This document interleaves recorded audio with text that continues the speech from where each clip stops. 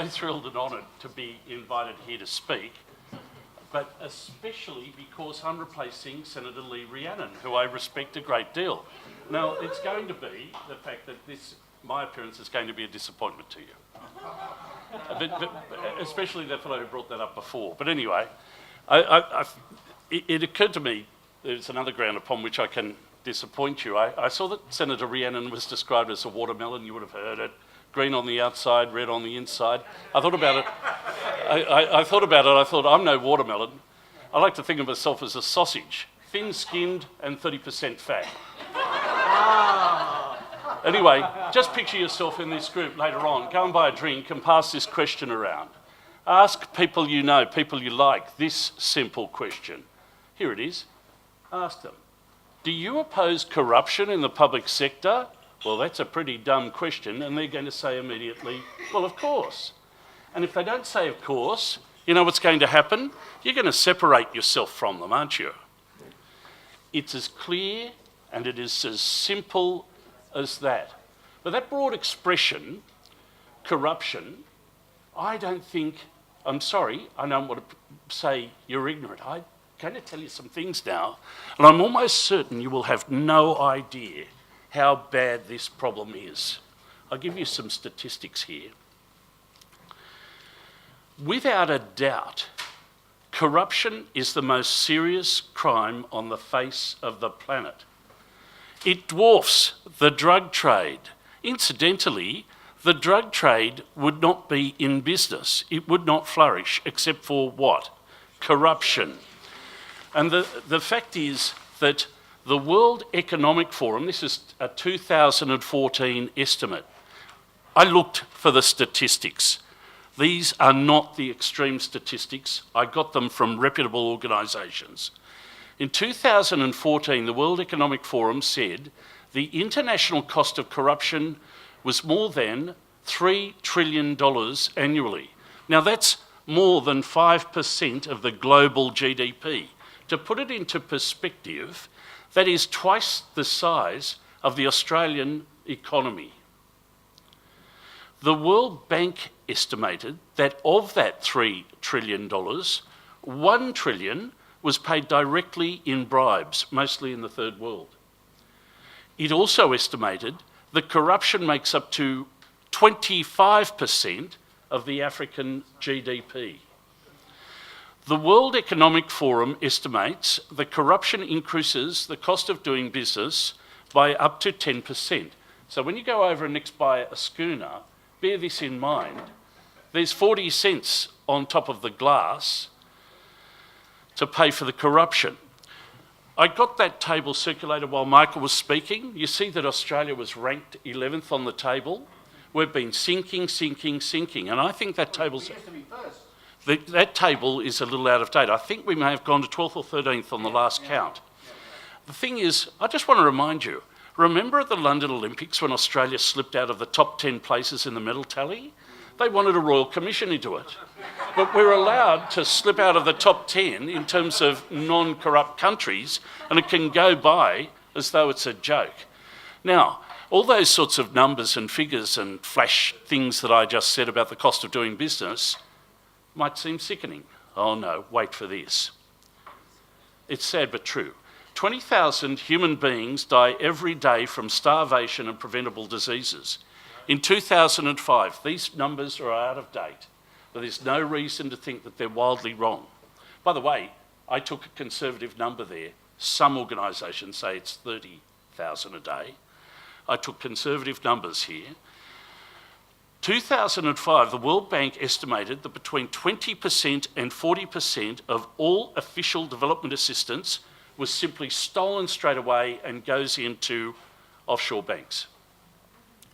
Several researchers have worked on this, again, conservative numbers. An estimate of how many human beings' lives could be saved every day if the flood of Western money, money that people like us put in to send to Africa, if that flood could be stemmed and it could actually be put into food and medicine, 5,000 human beings a day could be saved. That's corruption. So next time you talk about corruption, would you just keep those figures in mind? Now, I appreciate that they are not immediate Australian problems, but I'd like you to keep it in mind, because I'm going to now go to the second basic proposition, which is this. Obviously, corruption is serious. So what do we have? What do we have in our federal government to protect us against corruption? Not nothing. A couple of very poorly funded, poorly integrated agencies. Michael referred to one. ACLIA, it does a great job with what it's got. I've done a little bit of work with them, which just tells me that it needs more. So tonight, we're talking about the creation of a federal integrity commission. Should we have one? And the second question, what power should it have? Now, I'm going to go back to where I started, the original question. Just imagine, instead of going and standing next to your friend at the bar and asking that question about whether or not you oppose public sector corruption, just imagine for the moment you've got the opportunity to ask our federal politicians the same question. What answer would you expect them to give? What answer would you get? Now, many of you will by now know, you will have read in the paper, that the Australia Institute circulated a thing called the Fitzgerald Principles. This is not drawn up by a mug. This is Fitzgerald as in Tony Fitzgerald. He signed his name, he gave his name to it. So the Australia Institute circulated that as a survey to our federal politicians, asking whether they would adhere to this as a set of principles. There were 7 different principles. Now, you could criticise them in the sense that they were inclined towards motherhood statements, but all of them were aspirational or inspirational statements in opposition to corruption in the public sector. I'm just going to give an example of 3. I don't want to bore you with all 7, but just imagine asking your friends, or now a federal politician, this. Would you agree to sign up to these things? To act honourably and fairly and solely in the public interest, or not to spend public money except for public benefit, or not to use your position or information for the benefit of yourself or your family or your friends. Now, actually, I've written here a note. What response would you expect? I should have put it differently. I should have said, what response would you hope for? Why would anybody say no to that? Let me tell you about the results. They are disturbing. There are 226 federal politicians. Only 53 agreed to sign up. So, do the stats, a little under a quarter. 36 wrote back and said, I'm not going to participate in this survey.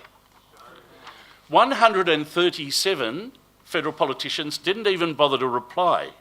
Now, let me just tell you something. The Greens signed up as a group. So did Xenophon. All right, okay, Pauline Hanson did.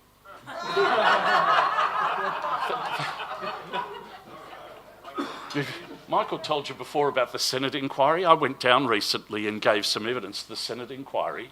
And when we left, I gave evidence with an economist from the Australia Institute. And we left and we got in the corridor and I said to him quietly, I'm now going to say something. I'm going to say a group of words which I never, ever thought would leave my lips. He said, what's that? I said, I was quite impressed by Darren Hinch. But anyway, wait for this. Not one member of the coalition signed up to those Fitzgerald principles. Not one. Neither the Prime Minister of Australia, and I'm a lawyer, neither the Prime Minister of Australia, who used to be a barrister, nor the Attorney General of Australia signed up to those principles. And why not? Well, ask yourself. This indicates that there's never been a time where we've had a greater need for a Federal Integrity Commission. And as Michael pointed out, it needs to have some attributes. It's got to be independent. It's got to be properly funded, and it's got to get the sufficient powers so it can get to the truth. And why do we need it now? I'll just ask you a couple of questions. Think about it when you're South Welshman. Think about how you may have felt before ICAC dug in and got out people like Obeid and got out people like McDonald. Did you feel disempowered? Did you feel disillusioned? Well, you should. You should. Even if you weren't feeling that, that's probably because you'd given up. Corruption is a strange offence. It undermines our confidence in the system. The decisions are being made by a small group for the benefit of a small group. And there's no use complaining, so you imagine, because you're complaining to the person who's doing it. Yes. So that's why you need an independent organisation. Yeah. The only means of fighting this is by the creation of a single, powerful, properly funded and independent anti-corruption agency. Now, what powers are necessary? Corruption is a very special crime. I had here a note. It's done in secret and it's done amongst knowledgeable persons. Michael referred to greed and secrecy as being the keys, but I'm going to add this, Michael. It's the fact that it's done amongst knowledgeable people. It's a very unusual crime. Quite often the person who is organising it is the person who has the most intimate knowledge of how the system works. And they're able to manipulate it, tool with it, fiddle with it, and fill up the gaps. It is a classic characteristic of this crime that the people who do it, on the way toward the crime, lay down excuses. Can I draw to your attention one, recently resolved by the criminal courts? When Ian McDonald created the coal mine at Doyle's Creek, he did it under the subterfuge that he was creating a thing called a training mine, which was going to be for the safety of mine workers. Now, who can complain about that? What a great idea. I mean, as you know, Ian McDonald, a man of the left. That was run very carefully at his trial. This was all done. I know it's unusual the way that I did it, but I did it for the safety of the miners.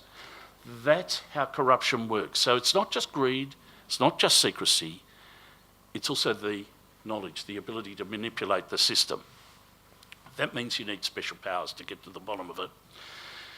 You've got to, civil libertarians here, block your ears. You've got to be able to require people to answer questions. In other words, you know the story, taking the fifth, the Americans call it. Or at a criminal trial, you're not compelled ever to answer the questions of a copper or to go into the witness box at a criminal trial. As the Americans call it, a right to remain silent. Well, you've got to be able to override that. And you also have to be able to override the ordinary legal professional privilege. Because you know one of the funny things about this, experience has taught me, funny thing is, corrupt people, when they're dealing with their money, they need lawyers. And the lawyers had the information. It was great. Now, incidentally, if you are a civil libertarian and you're worried about it, once you're put before the criminal system, you're taken out of the corruption investigation system, if you go back to the criminal courts, those privileges are restored to you. So don't worry too much. Now, these are not controversial powers, by the way. They are routinely given in this country to royal commissions. So I don't think it's unusual. The other thing is you need to have public hearings. I've spoken in South Australia on this issue. South Australia has got an ICAC where they are not allowed to hold public hearings. There is a problem brewing over there at the moment because the commissioner there, Bruce Lander, is compelled to conduct an inquiry which goes to the heart of the government, and he's got to do it in secret. He has gone to the Parliament to ask them if he can do it in public. The Labor government opposed it. The coalition there, because they wanted to embarrass the government, no doubt, moved a bill to open those inquiries. It lost on party lines. There's a disquiet about that in South Australia. It teaches you one thing. David Ip, the former commissioner, he described at one time, it was reported in the paper, he said, the idea of holding a public inquiry in private is oxymoronic. Now, what he'd actually said, the journalist he told me, was It's not only oxymoronic, it's moronic. But he said he toned it down a bit. Public hearings are absolutely essential. I'm just going to ask you to think about this for a moment. If we think this is right, if we think it's good, how do we bring it about? Well, the only way you can bring it about is by placing pressure on the politicians. The Greens support it. The Coalition opposes it. The key to it is Labor. Labor is wavering. I hope I'm not speaking out of turn, but I hope in the next few weeks to be able to go personally to see two prominent Labor politicians, federal politicians, to try and secure their support. They're wavering. I'm not sure. How do you put this pressure on? I suppose you could tell your local member, if they happen to be Labor, that you don't intend to vote for them unless they support it.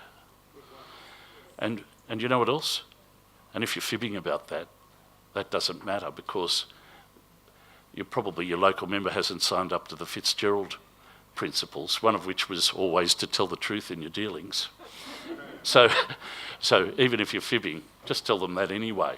I think it's the only way that we can get it done is by going to the politicians and threatening their seats. We need it. We deserve it.